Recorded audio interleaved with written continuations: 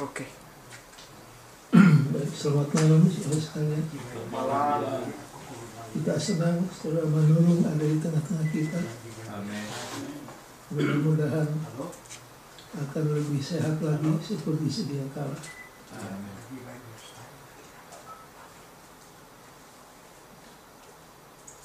Baik, kita akan mulai saja dengan pelajaran yang pertama dari kuartal ini.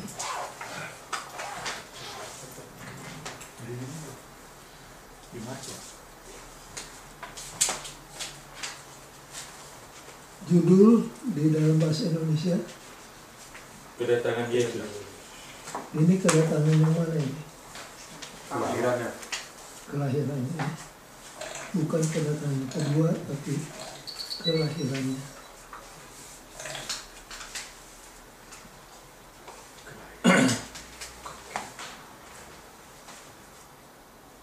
Sebelum kita masuk di pelajaran tentang kedatangan Yesus, kita akan pelajari sedikit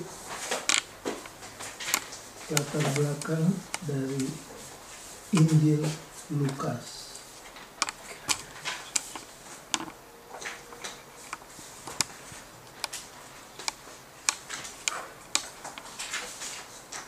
Lukas adalah seorang Dokter.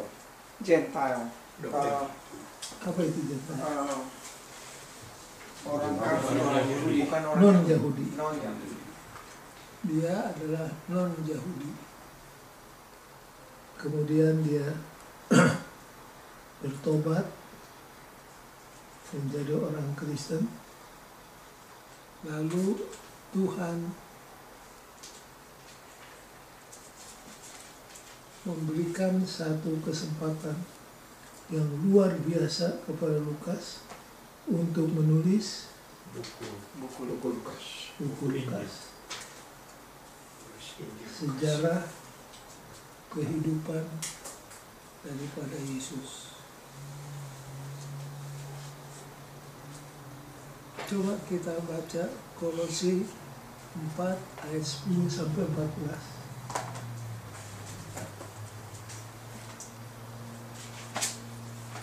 Siapa yang sudah dapat tolong baca.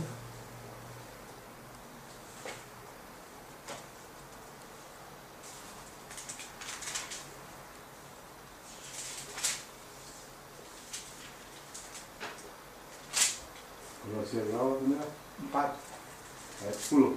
10 mulai. Kolose 4 mulai ayat 10. Salam kepada kamu dari Aristarkus, temanku sepenjara, dan dari Markus, kemenakan Barnabas.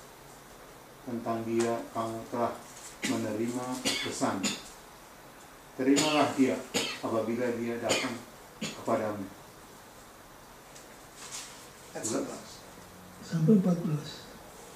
Dan dari Yesus yang dinamai Yustus, hanya ketiga orang ini dari antara mereka yang bersunat yang menjadi temanku sekerja untuk kerajaan Allah.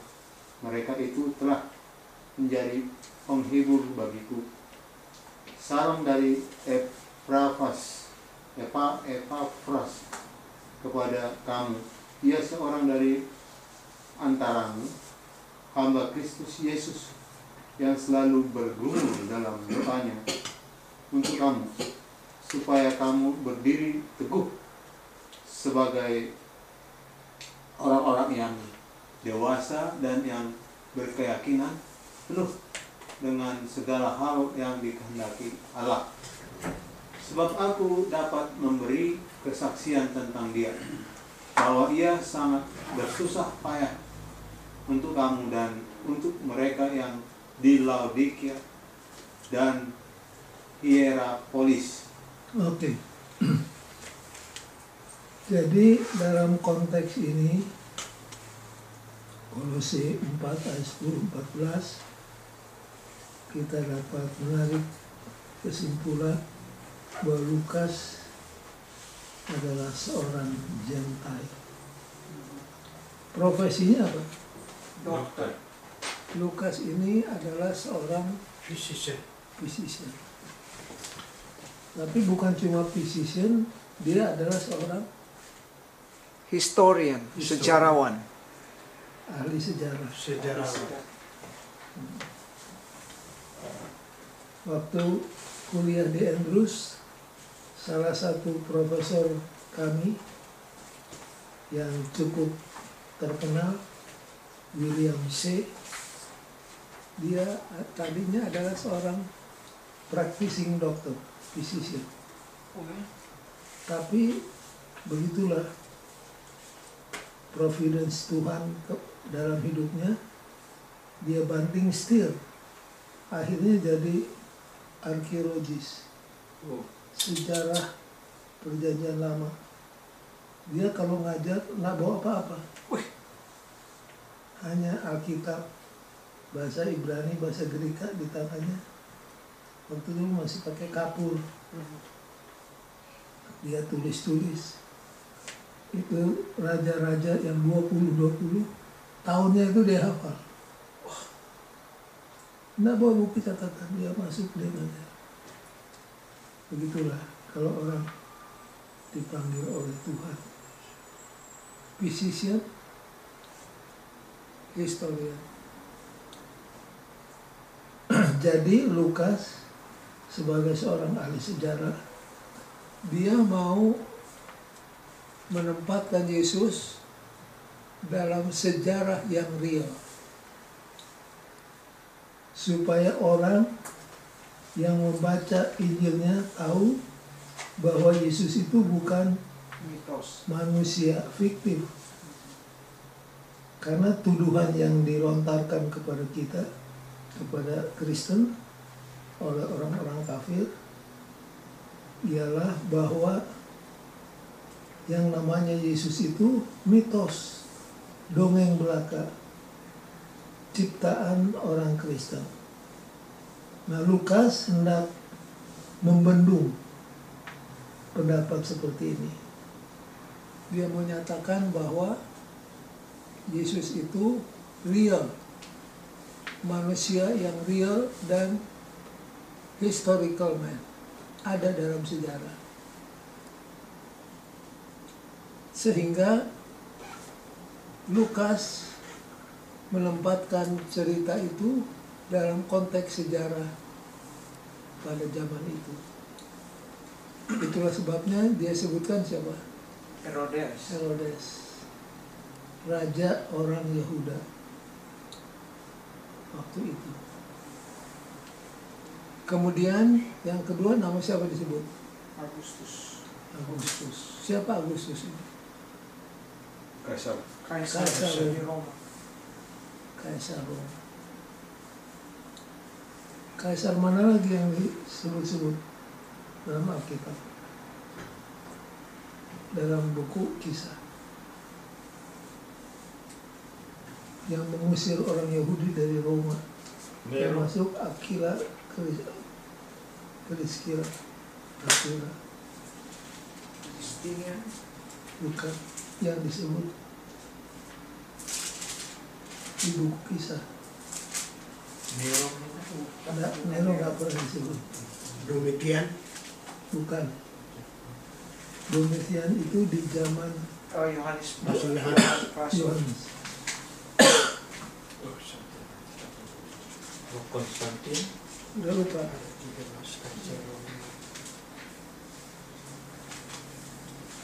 Yang orang Yahudi diusir semua. Ya, dari Roma. Jadi Aquila dan Priscilla pun harus tinggalkan Roma. Ya,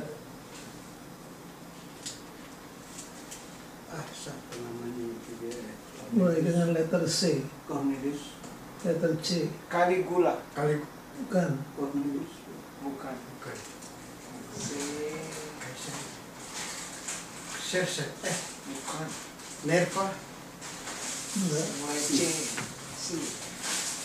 Mulai dari Ki. C. C. A, B, C.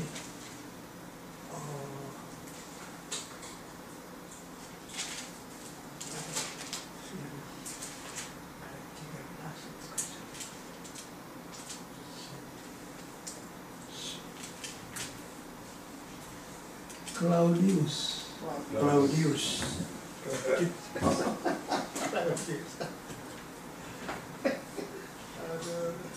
Claudius. Ingat. Ya. Jadi nama-nama ini disebut untuk mengesankan, meyakinkan kita bahwa Yesus itu manusia real, manusia yang ada dalam sejarah.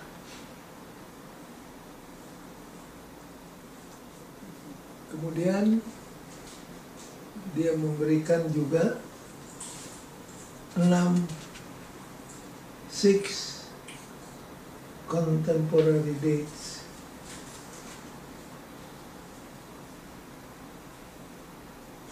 Coba Hel buka introduction, baca paragraf pertama. Injil Lukas ditulis terutama kepada bangsa-bangsa bukan Yahudi. Lukas sendiri adalah seorang bukan Yahudi, tersirat dalam konteks Kolose 4 ayat 10-14. Seperti Theophilus, kepada siapa Injil ini ditujukan. Selain sebagai dokter, Lukas adalah seorang sejarawan yang cermat. Dalam memperkenalkan Injil, Lukas menempatkan Yesus dalam sejarah yang sebenarnya, yaitu ia menempatkan kisah tersebut dalam konteks historis di zamannya. Herodes adalah raja Yudea, Agustus memerintah atas kekaisaran Romawi, dan seorang imam bernama Zakaria sedang menjalankan giliran tugasnya di Bait Allah di Yerusalem. Dalam pasal 3, Lukas menyebutkan 6 masa berkaitan dengan pelayanan Yohanes Pembaptis pendahulu Yesus. Oke. Nah, kalau saudara baca di dalam Alkitab,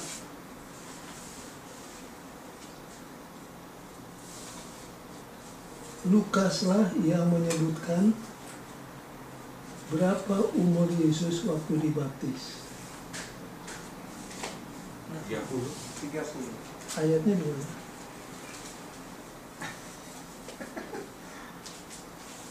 Coba buka Lukas pasal 3.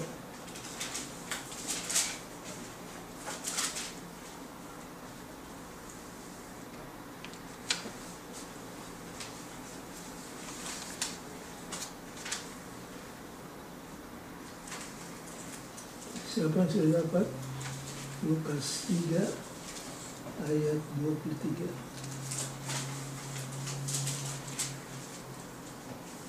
Ketika Yesus memulai pekerjaannya, ia berumur kira-kira 30 tahun dan menurut anggapan orang, dia adalah anak Yusuf, anak Eli, anak Matat, anak Lewi, anak Malki, anak Yanai. Oke, itu silsilahnya. Ya.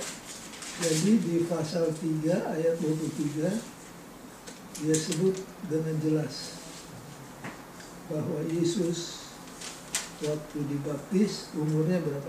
30 tahun. Umur 30. Tahun berapa itu waktu Yesus dibaptis? 27.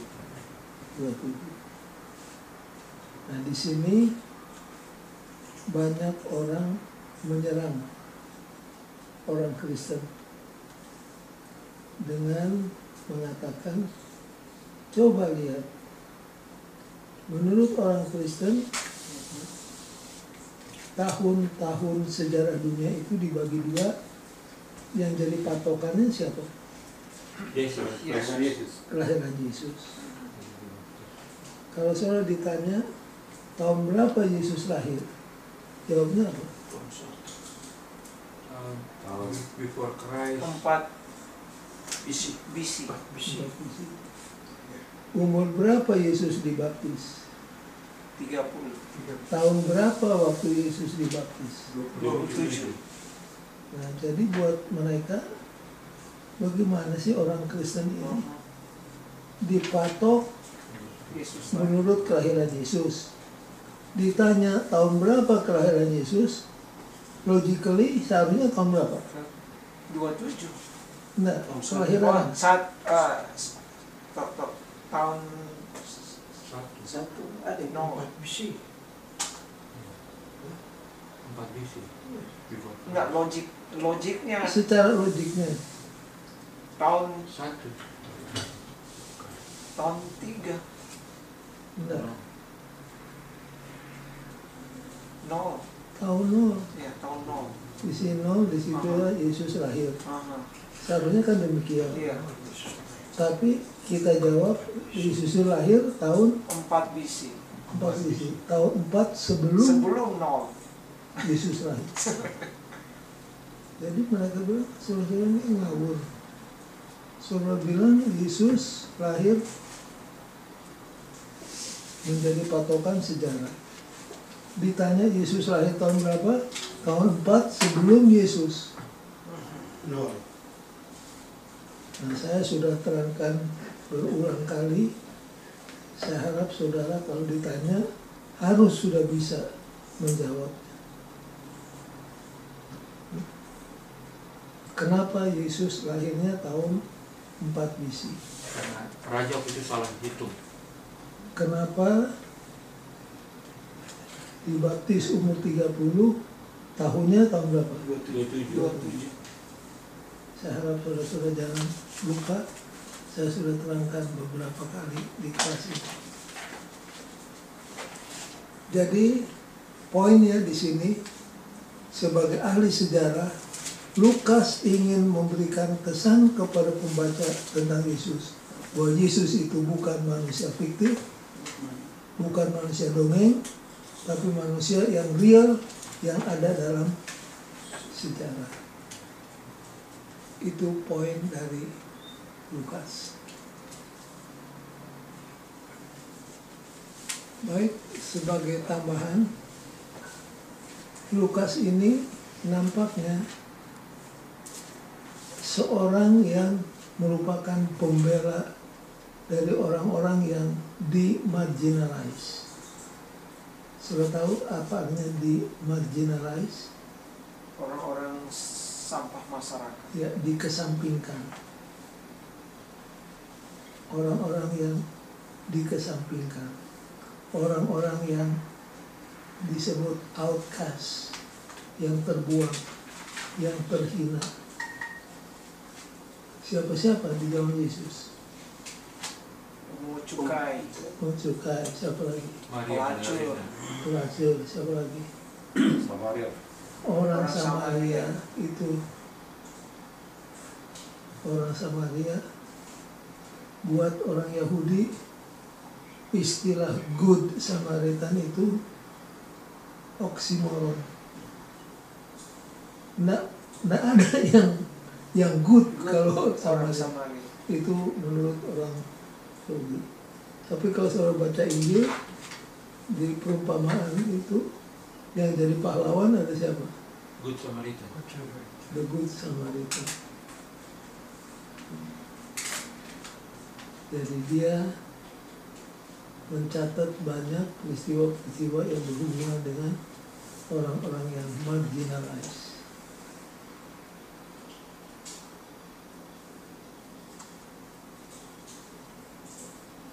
Luke was responsible for writing 2 volumes. Jadi jangan lupa Lukas itu menulis buku 2 jilid. Jilid pertama, jilid kedua. Jilid pertamanya buku apa? Lukas. Injil Lukas. Lalu disambung dengan Kisah Para Rasul. Kisah Para Rasul juga ditulis oleh Dr. Lukas. Jilid kedua itu.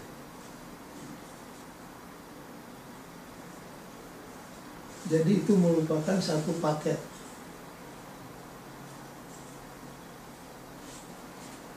Kelihatan dari introduction-nya.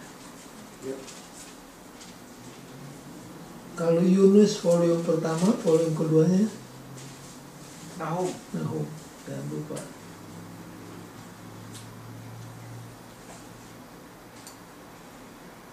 Dan 2 volume ini mencatat tentang Injil Lukas, yang mencatat the origin and history of the church. Kalau saudara mau lihat ups and downs-nya gereja untuk 30 tahun pertama sejak Pentakosta, bacalah tulisan dari siapa? Lukas.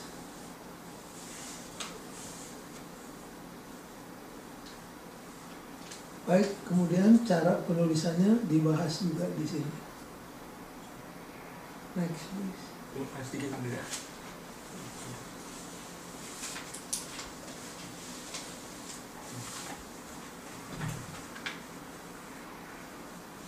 Sudah kan?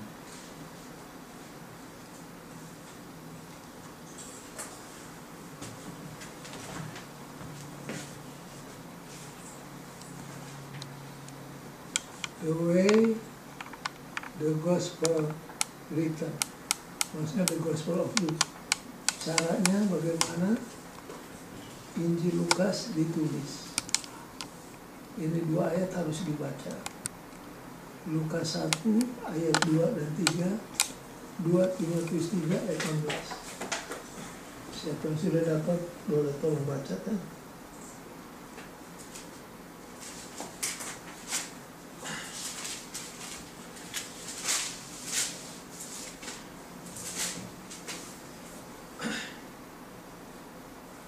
Coba baca. Lukas 1 ayat 2 dan 3.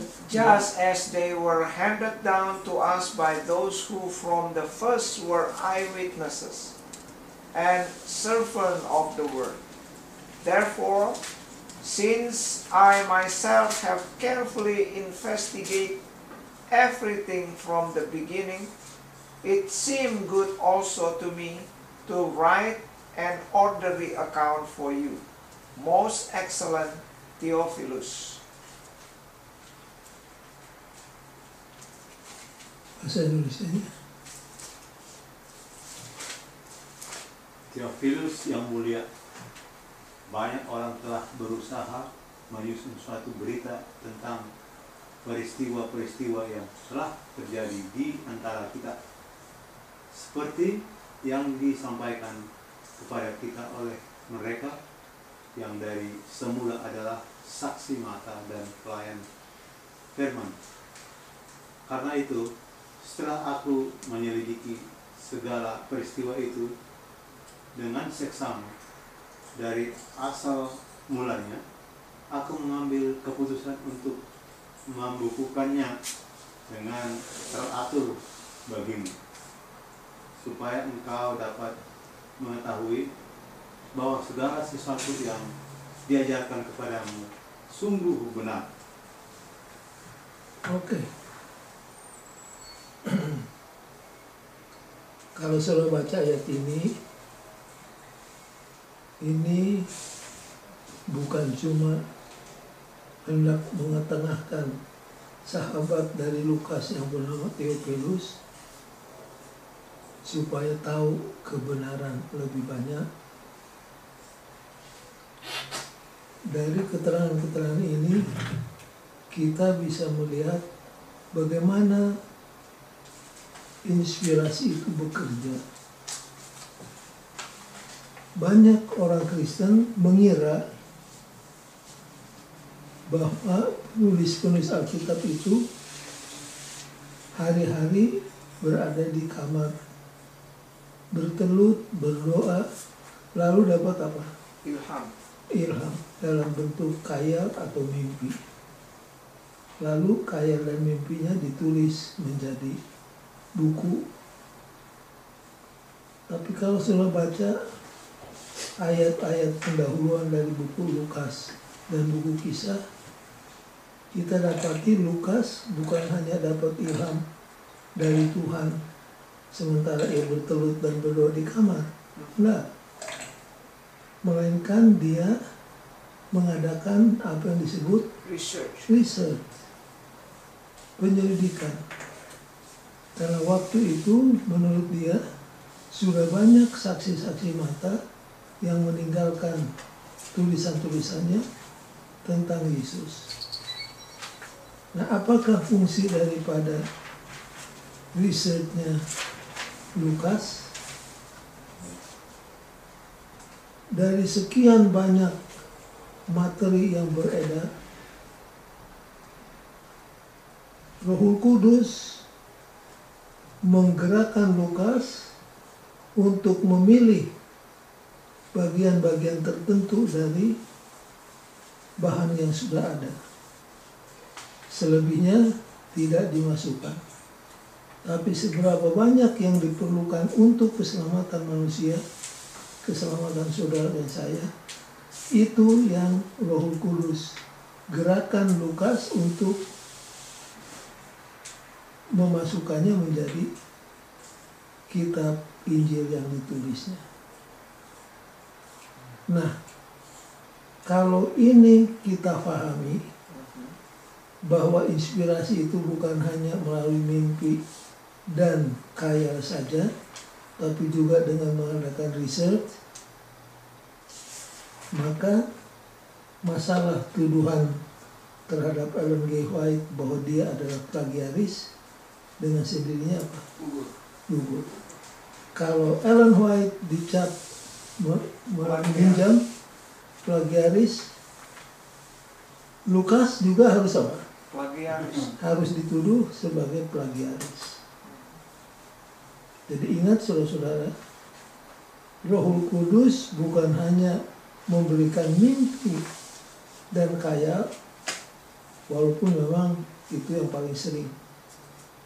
Tetapi Roh Kudus menuntun penulis-penulis Injil, penulis Alkitab, termasuk Ellen White, untuk mengadakan research dan untuk memilih mana yang permata, mana yang Bukan.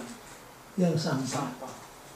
Sampahnya dibuang, Permata. permatanya diambil, lalu ditata dalam kerangka yang begitu rupa sehingga enak dibaca. Ya, jadi Ya. harap poin ini diingat untuk menjawab tuduhan bahwa Ellen White itu adalah Plagiaris. plagiaris.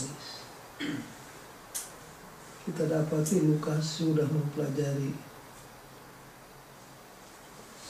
surat kertas-kertas dokumen yang ada, dan Lukas juga nampaknya menginterview saksi-saksi mata. Kalau Lukas sendiri saksi mata itu bukan? Bukan. Bukan.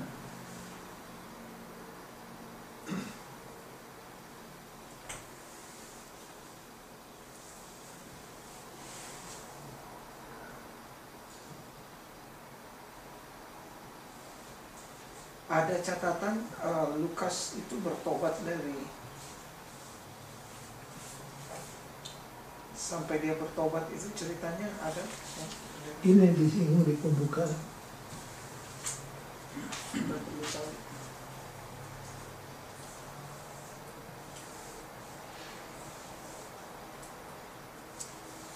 Ya, saya buka pendahuluan.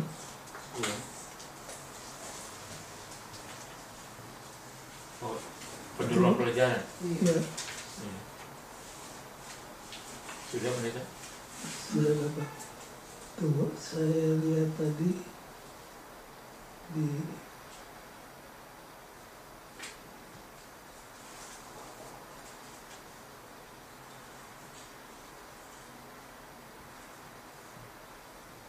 coba baca paragraf yang kedua.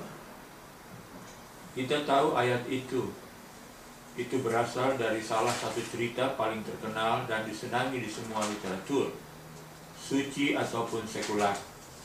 Cukup mengejutkan, kita tidak akan pernah mendengarkannya, tetapi karena seorang dokter misionaris yang sederhana memasukkan permata berharga itu ke dalam surat yang ditulis kepada sahabatnya yang terpelajar, Theophilus.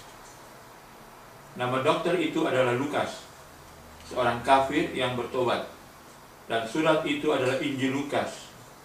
Selain Injil, Lukas juga menulis kitab Kisah Para Rasul dengan menjadi teman seperjalanan Paulus Lukas adalah seorang pengamat yang jeli dan berpartisipasi dalam gerakan besar Yesus yang meliputi kekasaran Romawi. Nah, dengar ini.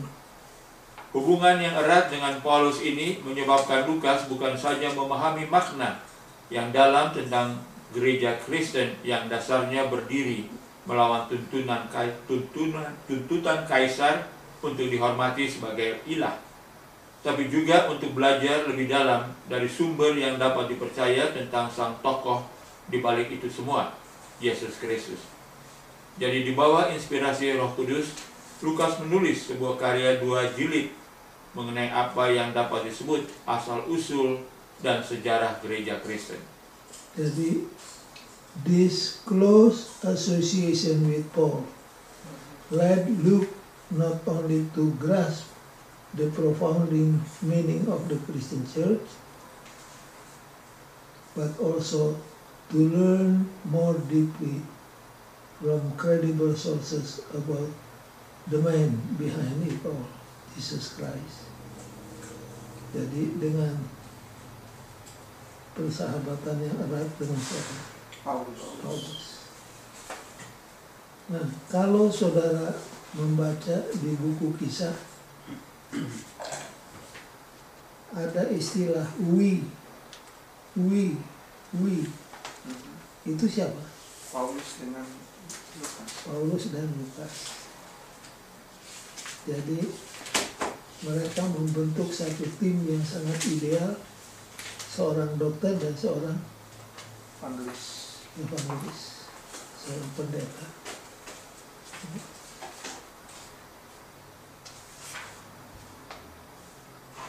Kalau kita kembali ke pelajaran-pelajaran yang lalu, kalau Matius dia tulis Injilnya dengan target audiens siapa?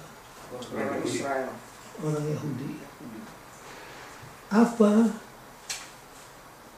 yang sangat meyakinkan dari dalam Alkitab bahwa Matius punya sasaran adalah orang Yahudi? Kalimat yang bunyinya bagaimana?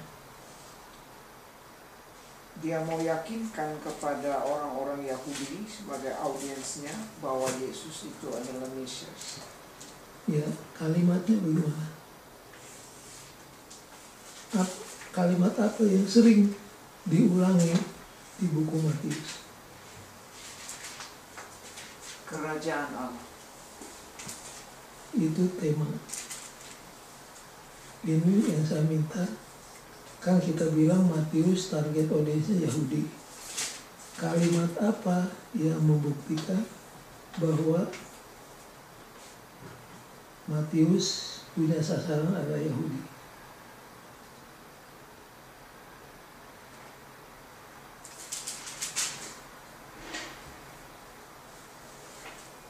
Yesus lahir di Bethlehem Efrata. Lalu kalimat berikutnya apa? Supaya genaplah apa yang ditulis oleh Nabi Mika. Yesus lahir dari anak darah. Supaya genaplah. Yesus begini, supaya genaplah. Karena orang Yahudi kan sangat mengagungkan nubuatan Mesias di Perjanjian Lama. Matius itu hebat. Supaya genaplah. Apa kamu tidak yakin, hai orang Yahudi, bahwa Yesus itu adalah Mesias Perjanjian Lama? Coba lihat. Supaya genaplah. Tapi karena kesombongan, sebagian besar tidak mau menerimanya.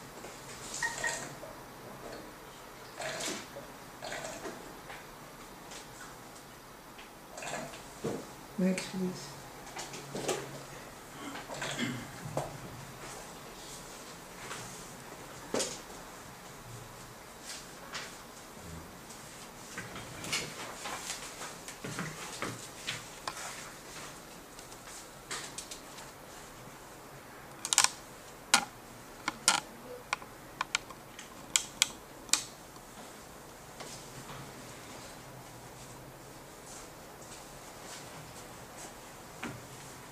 jarak antara Maleaki dengan Matius, Injil Matius, berapa lama? 400 tahun. Itu dalam sejarah Alkitab disebut the four silent centuries.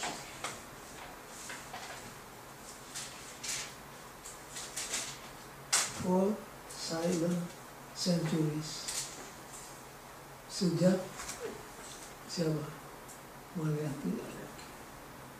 Itu juga disebut divine silence.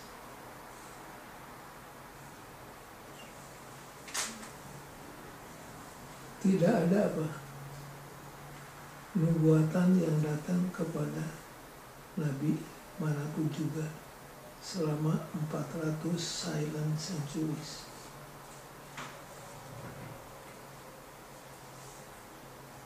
Jadi di zaman itu ibu-ibu mengharapkan anak yang dikandungnya itu akan menjadi apa? Yesus. Sebagai nabi, merindukan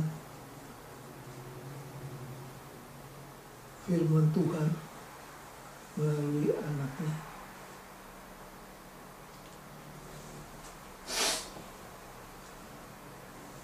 Kalau kita pelajari, ada similarities atau paralel antara kelahiran Yohanes Pembaptis dan kelahiran siapa? Yesus. Yesus.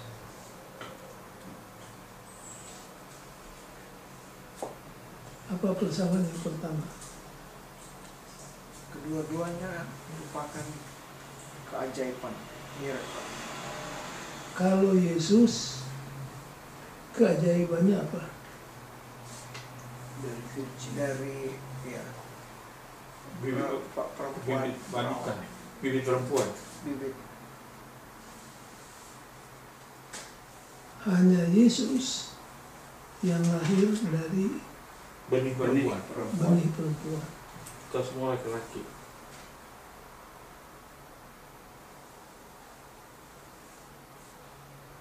Maksudnya benih perempuan itu tanpa ada percampuran antara. Ya, Iya. Kalau kita kan perpaduan.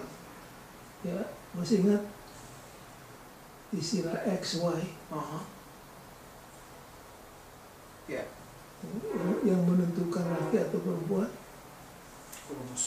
Kromosom X. X.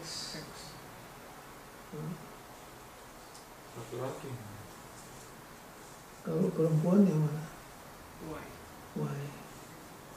Jadi hanya Yesus yang tidak memerlukan X. Tidak ada duanya. X. Kalau X kalau X wanita. Tapi Y-nya ada. Jadi kalau ada orang bertanya, bagaimana bisa jadi seorang manusia, seorang bayi lahir ke dunia hanya dengan benih perempuan? Kalau yang bertanya itu seorang Muslim, jawabnya apa? Bila kait. Bila gaib. itu terjadi demikian, tapi tidak bisa Diterangkan. diterangkan.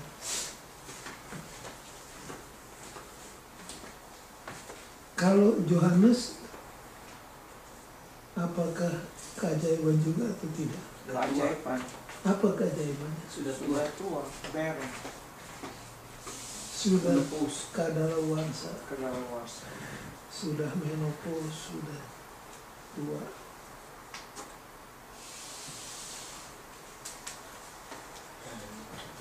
Yang kedua, apa persamaan, similarities, paralel antara dua kelahiran itu? Dua-duanya miracle, dua-duanya merupakan apa?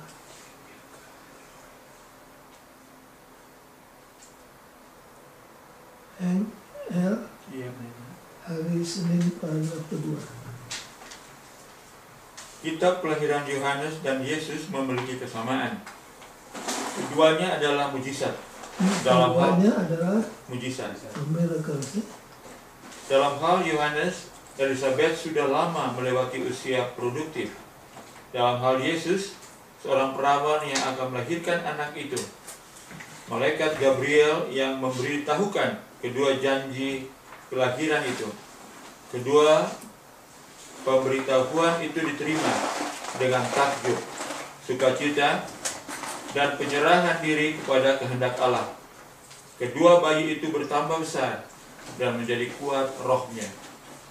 Oke. Itu persamaan-persamaannya. Tapi ada juga apa? Perbedaan. Perbedaannya. Apa bedanya?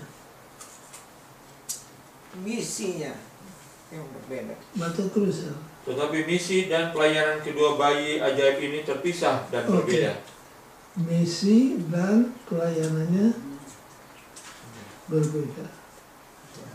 Apa bedanya? Satu mempersiapkan jalan, Satu, Memberiakan jalan, satu menggenapi. Ya, satu fulfill.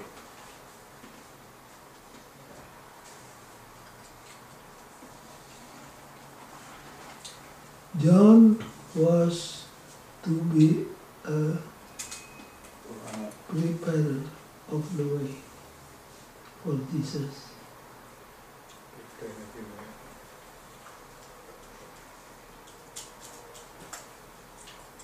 Jesus is the Son of God and the fulfillment of the messianic prophecies.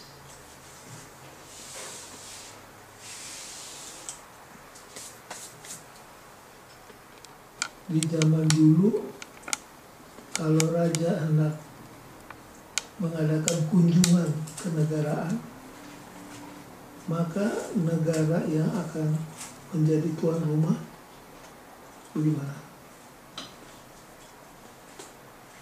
Mengadakan apa? Persiapan. Persiapan yang luar biasa.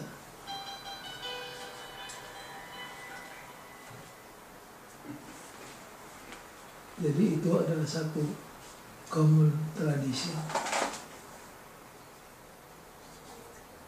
Yesus merupakan the fulfillment of the messianic prophecies. Sedangkan Yohanes menjadi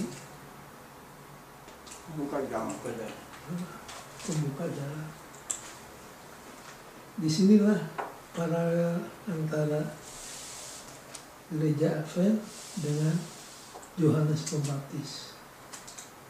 Yohanes Pembaptis dipanggil Tuhan untuk menyediakan jalan bagi the first coming of Christ. Gereja Advent dipanggil oleh Tuhan untuk menjadi Pembuka jalan. penyiapan jalan bagi kedatangan Yesus yang Second. kedua. Nah, kita yang menyiapkan jalan bagi datangnya Yesus yang kedua kali harus belajar dari hidupnya siapa? Yohanes Pembaptis. Yohanes Pembaptis.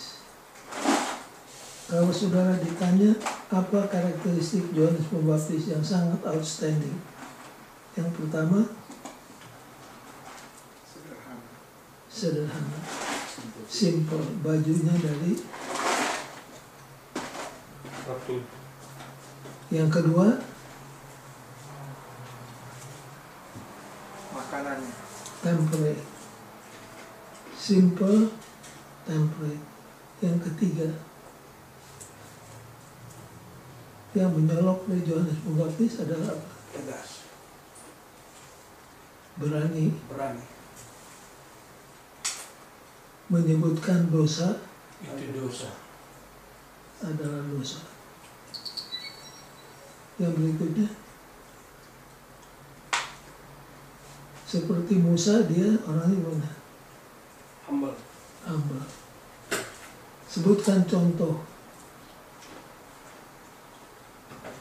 dia humble. Waktu dibilang bahwa Yesus bertambah-tambah. Aku berkurang-kurang. Waktu Yohanes Pembaptis berkhotbah sebelum Yesus datang, orang berbondong-bondong ikut dia. Tapi dia selalu katakan akan datang seorang yang untuk buka tali sepatunya aja saya tidak Sanggup. sanggup. Dia promosikan habis-habisan siapa? Yesus. Yesus. Waktu Yesus datang, murid-muridnya kesedot. Banyak yang ikut Yesus. Contohnya seperti siapa? Yohanes yang kekasih, Petrus, Andreas. Sampai ada anggota gereja yang iseng. John, orang yang kamu promosikan kelihatannya Tapi populer. mengambil murid-murid kamu. Itu untuk pendeta, saudara-saudara, berat ya.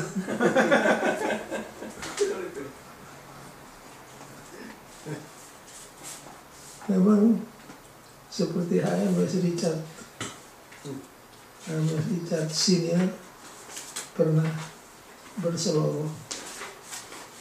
Dia bilang begini, seandainya ada orang katakan pendeta ini main badmintonnya lebih hebat dari kamu, HMS Richard katakan, saya tidak merasa apa-apa karena saya punya profesi bukan main badminton.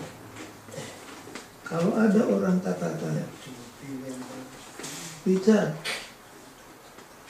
pendeta Smith lebih kaya dari kamu, buat saya enggak apa-apa, dia mau lebih kaya.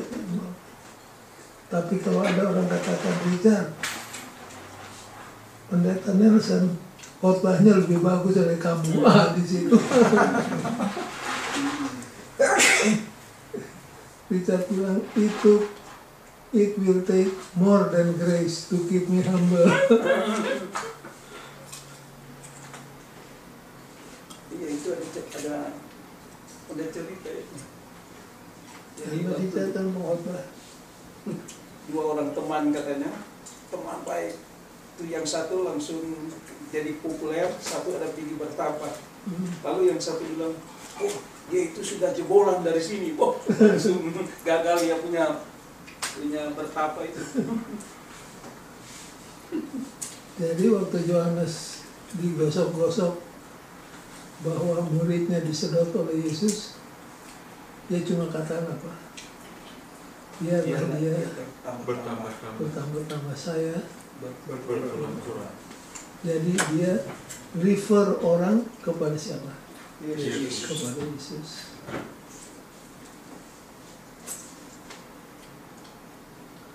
Memang kalau saudara pelajari ini nyimpang sedikit. Kita sebagai pendeta seringkali ada kesombongan tersendiri. Kelihatannya begini. Kalau yang hadir banyak, khotbahnya gimana? Semangat. Semangat. Kalau cuma 2-3 orang, somehow jadi apa? Semangat. Jadi menurut cerita ada seorang pendeta, dia pergi ke gereja, dia punya anggota ada 50, tapi yang muncul cuma 1 orang. Jadi pendeta itu bilang sama yang satu ini, saudara-saudara, cuma kamu yang hadir, kita tunda aja kebaktian sampai Besok. kebaktian minggu depan. Terserah pendeta. Tapi saya lihat pendeta dengan peternak berbeda ya. Pendetanya apa bedanya? Ya kalau pendeta kan yang hadir 1 dibatalkan jam khotbah. Kalau peternak, kami kalau ada 100 lembu di kandang dan hanya 1 yang datang untuk minta makan, kami kasih makan yang 1 itu. Pendeta bilang, mari kita kumpul. Sapi, dia cuma 1 yang datang, kami kasih makan tuh sapi. Kalau pendeta di cancel. Ya begitulah. Jadi John adalah seorang yang simple, temperate, tegas, dan humble. Itulah seharusnya menjadi ciri daripada herald of the coming of Christ.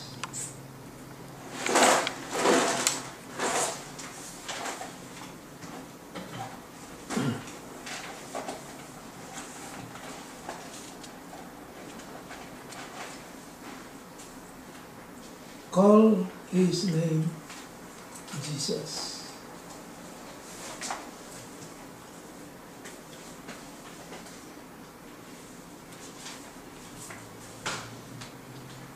Coba baca paragraf pertama hari Selasa. Oh iya benar.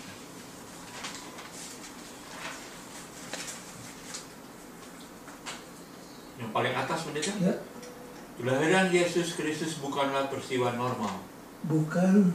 Peristiwa normal. Kenapa disebut bukan peristiwa normal? Karena kelahirannya luar biasa. Ya, baca terus. Hal itu telah ditandai dalam kalender Allah yang kekal. Dan setelah genap waktunya, maka Allah mengutus anaknya yang lahir dari seorang perempuan.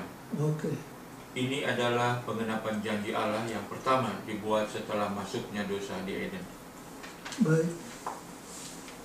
Kalau dikatakan when the fullness of the time had come, Galati 4 ayat 4, apabila waktunya sudah genap. Nah sekarang yang jadi pertanyaan, apabila waktunya sudah genap. Dan dimaksud waktunya itu yang mana?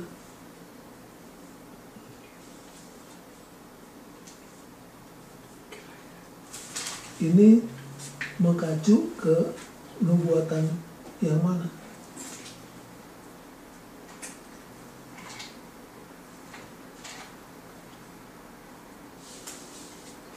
Kalau sudah dengar khotbah yang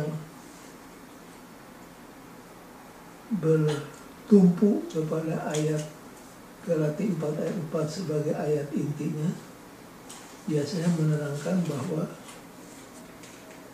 waktu Yesus lahir, kerajaan Roma sudah berhasil mempersatukan seluruh dunia menjadi satu kesatuan yang luar biasa yang disebut Pax Romana. Kemudian waktu itu Roma sudah berhasil membuat jalan-jalan yang memudahkan komunikasi dari satu tempat ke tempat lain. Yang ketiga, saat kedatangan Yesus adalah saat di mana orang-orang kafir di Roma sudah muak dengan dewa-dewa mereka. Dengan adanya Pax Romana, keadaan dunia boleh disebut dalam keadaan damai. Perampok-perampok di laut dilenyapkan. Jadi dalam keadaan seperti ini Yesus telah datang. Kalaupun ini dijadikan sebagai when the time is fulfilled, ini hanyalah apa? Secondary.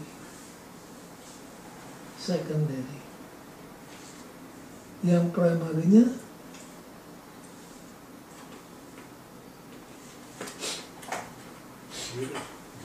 nubuatan siapa? Yohanes. Yesaya, Mika, Zakaria, Abraham pendeta. Bukan. So, sebagai bahan perbandingan, buka Markus 1 ayat 15.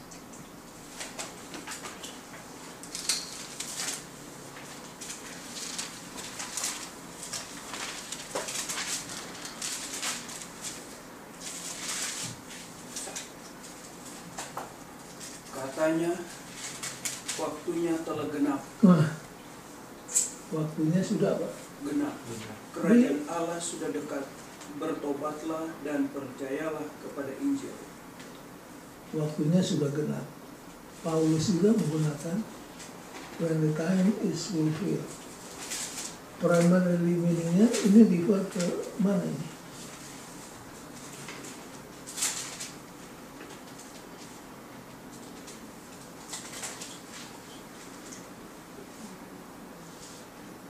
Yesus yang kedua kali. Nabi mana? Daniel. Daniel. Daniel. Yang banyak berbicara tentang timing adalah siapa? Daniel. Daniel. Jadi kalaupun tadi Pax Romana dan ini dan itu semua disebut, itu hanyalah secondary meaning.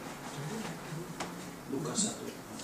Markus 1. Call his name Jesus. Apa artinya kata Yesus itu artinya apa? Jehoshua. God is my savior. Ada 3 orang perjanjian baru plus lama yang namanya identikal. Satu siapa? Joshua. Joshua. Hosea. Joshua tadinya namanya siapa?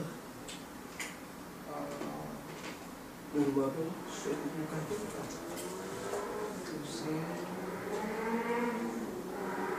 Joshua itu nama baru. Nama sebelumnya siapa? Yusuf. Bukan Yusuf. Bahasa Indonesia. Siapa nama? Musa yang kasih nama dia kan? Iya.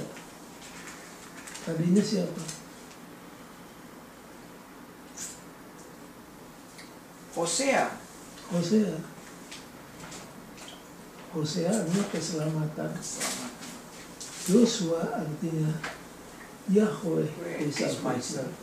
Siapa lagi 2 individu yang namanya sama? Yesus itu sama dengan Joshua. Yang ketiga siapa? Yesaya. Call his name Jesus.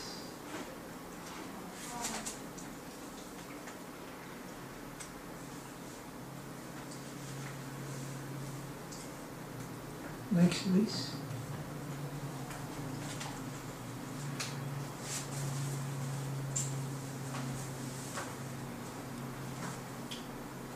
The birth of Jesus, an amazing fulfillment of prophecy. Kalau sudah ditanya, apakah bukti yang paling meyakinkan bahwa Yesus itu adalah Mesias?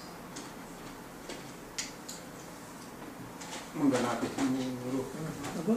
Menggenapi semua nubuatan. Karena seluruh nubuatan yang ada kaitan dengan Mesias di Perjanjian Lama semuanya digenapi dalam diri satu orang, dan dia adalah siapa? Yesus. Yesus. Jadi itulah the most convincing evidence that Jesus is the Messiah, karena dia menggenapi seluruh nubuatan yang disebut messianic prophecies dalam Perjanjian Lama.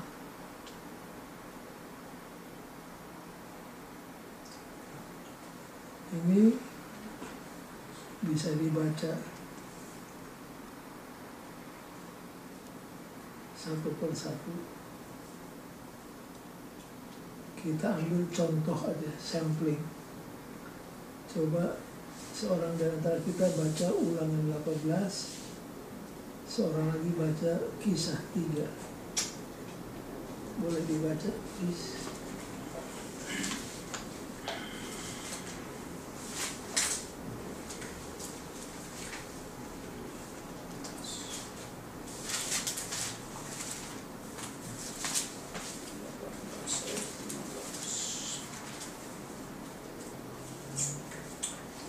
seorang nabi dari tengah-tengahmu, dari antara saudara-saudaramu, sama seperti aku, akan dibangkitkan bagimu oleh Tuhan Allahmu. Dialah yang harus kamu dengarkan. Ini nubuatan tentang siapa? Yesus. Kalau saudara berdialog dengan saudara kita kaum muslim, mereka akan kutip ayat ini. Iya, Muhammad. Dan mereka katakan ini digenapi oleh siapa? Nabi Muhammad.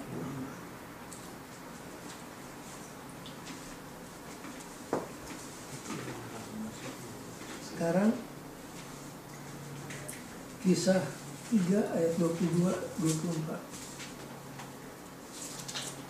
Bukankah telah dikatakan Musa, Tuhan Allah akan membangkitkan bagimu seorang nabi dari antara saudara-saudaramu, sama seperti aku. Dengarkanlah dia dalam segala sesuatu yang akan dikatakannya kepadamu. Dan akan terjadi bahwa semua orang yang tidak mendengarkan nabi itu akan dibasmi dari umat kita. Dan semua nabi yang pernah berbicara, mulai dari Samuel dan sesudah dia, telah bernubuat tentang zaman ini. Jadi inilah salah satu sampling messianic prophecies yang digenapi oleh Yesus. Di sini Yesus disebutkan sebagai seorang Nabi. nabi. Apa nih nabi? Juru bicara Allah. Juru bicara Allah.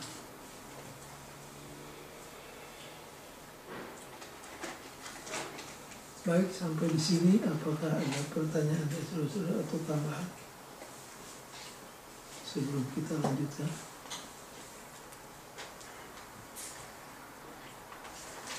Ada itu yang Yesus itu dia punya masa remaja yang adult silent dari 12 tahun sampai 30. Di antara itu tidak ada catatan. Tidak tercatat. Tidak tercatat.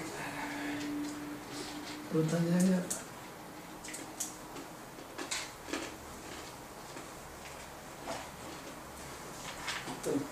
Kenapa? Pertanyaannya Kenapa di antara itu nggak ada cerita? Alkitab tidak banyak cerita mengenai Tidak mencatat mengenai Masa yang ada Yesus. yang dicatat kelahirannya, dan umur 12 tahun. lalu waktu dia disunat, ditahbiskan, lalu melompat ke umur 12, dari situ umur 30.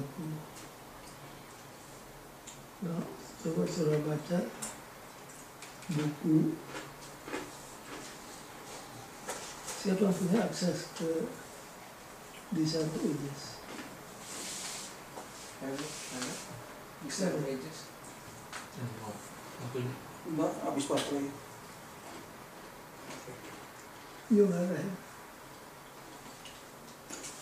Udah mati. Boleh tenaki bisa kali.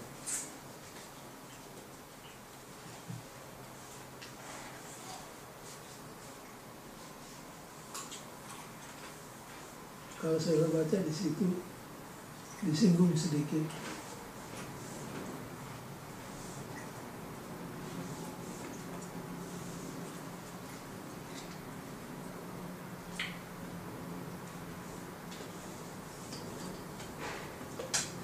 Baik, pertanyaan itu akan terjawab kalau saudara bisa menjawab pertanyaan saya. Kalau saudara pelajari keempat penginjil ini kan menulis biografinya Yesus.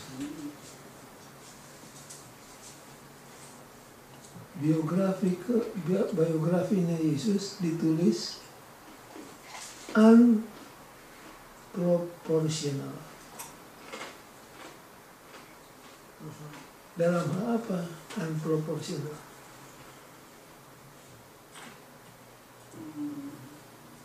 Matius, Markus, Lukas, Yohanes, tanpa kecuali yang empat ini menulis riwayat hidup Yesus secara tidak proporsional. Dalam hal apa? Waktu Yesus masa minggu-minggu terakhir lebih banyak lebih banyak di-cover dicatat. oleh Yohanes. Bisa menit Keempat dapat penulis Injil itu, pasal yang mana menit? oke, nanti sebentar. Keempat penulis Injil menulis minggu terakhir kehidupan Yesus on daily basis. Minggu, Senin, Selasa, Rebo, Hening, Kamis, Jumat, Sabat, Minggu.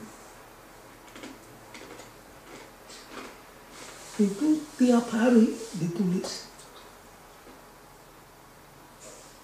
Jadi judging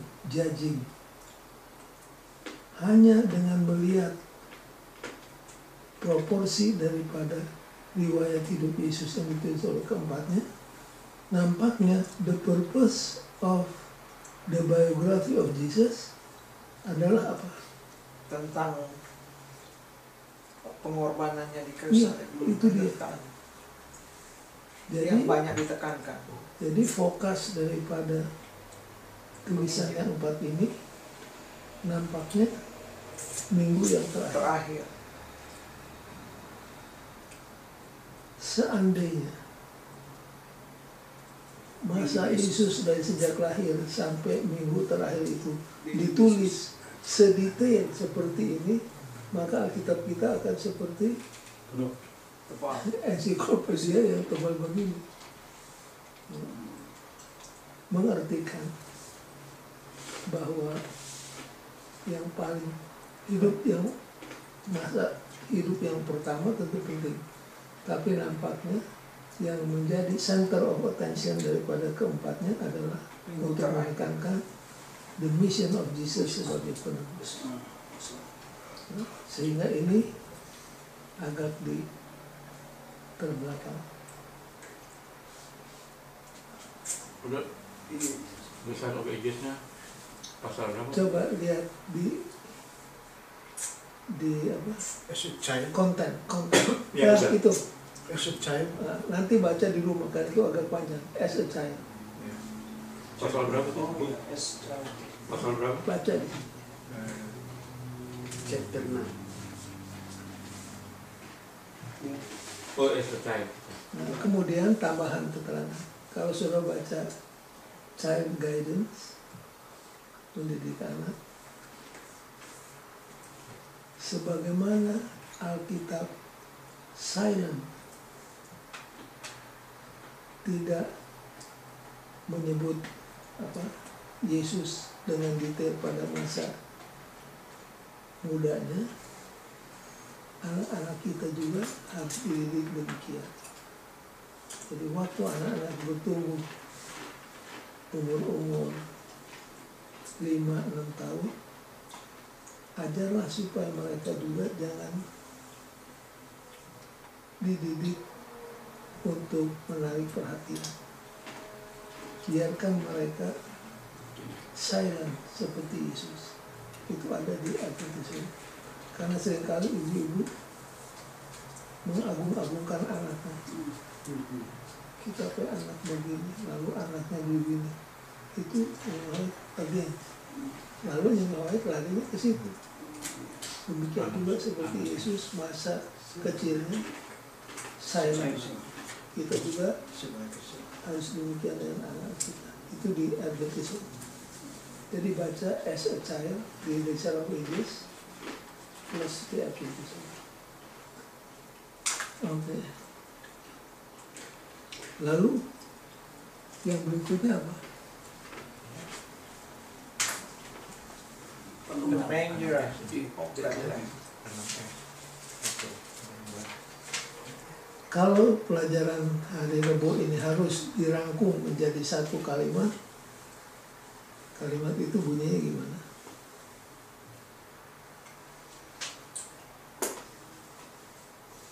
Yesus datang ke dalam dunia ini bukan dengan kemuliaan dan kebesarannya, tetapi justru dilahirkan sebagai seorang yang penuh dengan kehinaan. Coba sebut satu ayat dari tulisan Paulus yang menggambarkan pelajaran hari Rebo. Filipi 2 ayat 5-8. Yang lebih talak lagi orang Jakarta bilang.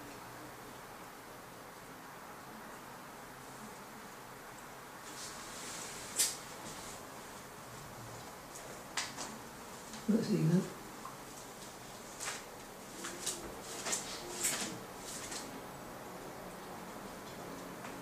Coba buka 2 Korintus 8 ayat 9.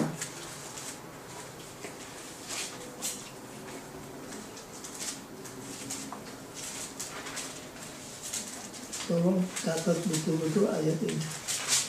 Ini ayat merangkum pelajaran hari Rabu. Karena kamu telah mengenal kasih karunia Tuhan kita Yesus Kristus, bahwa ia oleh karena kamu menjadi miskin sekalipun ia kaya.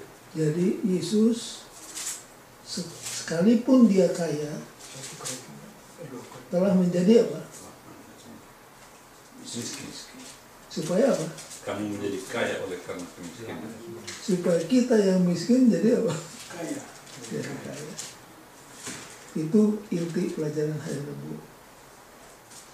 Yesus menjadi miskin walaupun dia kaya tadi, supaya kita yang miskin jadi apa?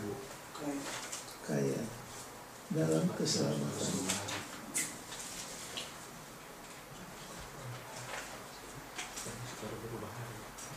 Inilah ayat-ayat yang mengilhami orang seperti Santa. Siapa? Santa Claus. Bukan. Maria Oh, Teresa, Mother Teresa. Sebelumnya. Francis Assisi. Francis di Assisi. di Assisi. The Pope. Apa keistimewaan Francis Assisi? Dia nggak, kalau orang yang paling miskin lah dia lah. Ya. Dia nggak mau lihat orang miskin. Dia tidak mau ada orang lebih miskin dari dari dia. Beda dengan Fransisius modern. Kalau kita maunya jangan ada orang lebih kaya Oh. dikit. Dia. Kalau Francis of Assisi, dia tidak mau ada orang lebih miskin dari dia. Jadi buat dia, poverty is virtue. Kemiskinan adalah salah satu sifat yang diagung-agungkan. Inilah yang mengilhami siapa? Mother Teresa.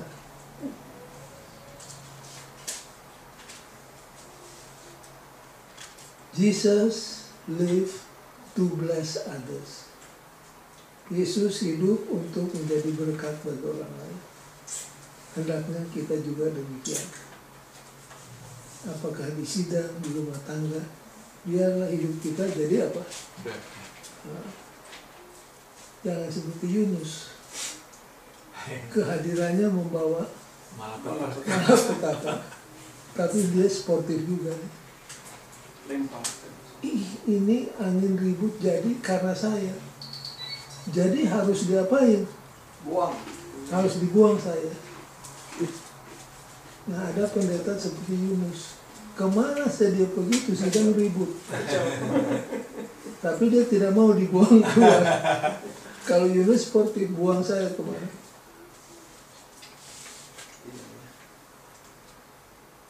Yohanes dan Paulus dulu. Karena ada Paulus, kapalnya tidak karam. Ya, betul. Yakob masih ingat dengan Laban? Laban bilang, karena kamu saya diberkati Tuhan.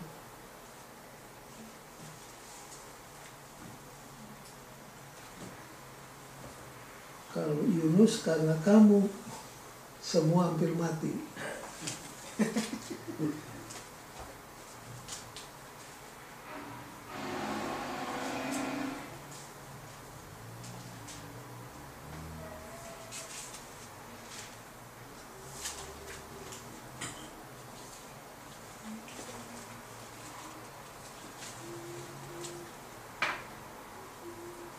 Sampai di pelajaran hari Kamis,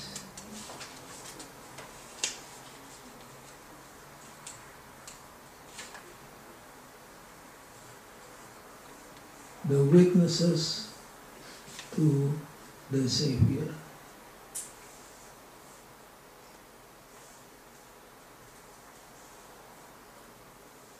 Siapa-siapa the witnesses?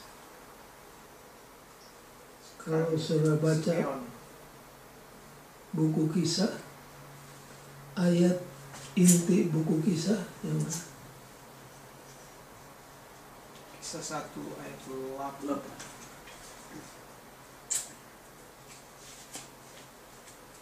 Kisah 1. 1 ayat 8. Maka kamu akan beroleh Kuasa. when? Pada saat Apabila Roh Kudus turun ke atas kamu, maka kamu akan jadi apa? Saksi bagiku. Saksi bagiku. Nah, saudara-saudara dengarkan. Yesus tidak memerlukan lawyer untuk membela dirinya. Yesus tidak memerlukan bodyguard untuk melindungi dia dari musuhnya. Yesus tidak memerlukan secret service untuk mendampingi dia demi keselamatannya. Tapi ada satu yang Yesus perlukan. Dia perlu apa? witness. Saksi. Witnesses. Lawyer dia nggak perlukan. Bodyguard dia nggak perlukan. Yang dia perlukan hanyalah apa? Saksi. Dan kalau saudara baca buku Kisah dari pasal 1 sampai 8, kata saksi itu berulang-ulang kali. Apa yang disaksikan di buku Kisah? Bahwa Yesus sudah mati dan bangkit. Nah, di sebelumnya, sebelum buku Kisah, ada juga saksi-saksi Yesus. Tapi itu berkenaan dengan kelahiran dan pertumbuhan. Jadi the witnesses to the Savior, ada individu-individu yang disebut di sini. Simon, Mary, tapi di buku Kisah, witness itu dalam bahasa Grekanya apa? Marturo. Marturia. Dari situnya datang kata bahasa Inggris martir. Jihad. Martir itu orang yang berani mati untuk membela, mempertahankan kebenaran.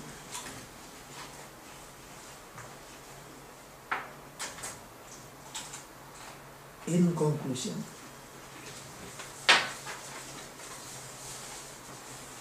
yang pertama yang mau ditekankan oleh Lukas adalah Jesus was a real historical man, bukan dongeng.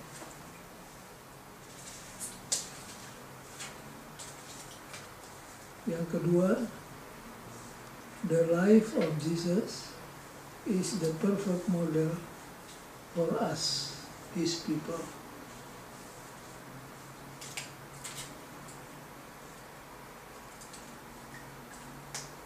Yang ketiga dan terakhir,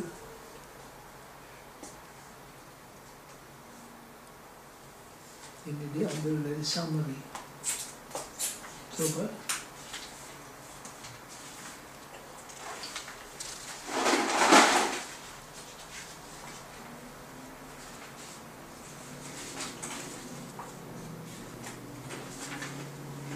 Ada yang gitu ya.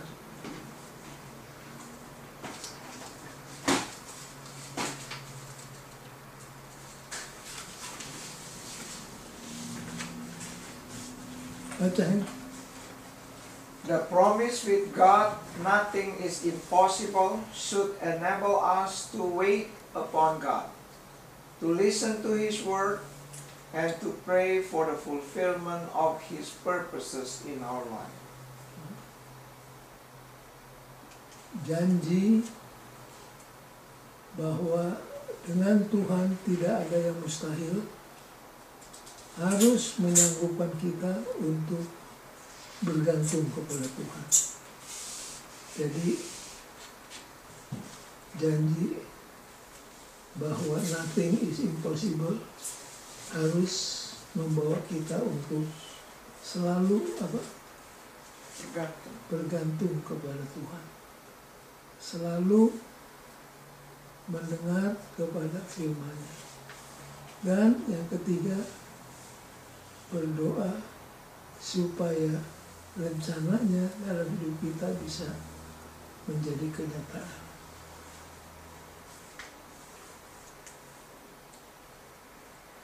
Baik, pelajaran kita sudah selesai. Kalau ada pertanyaan silakan.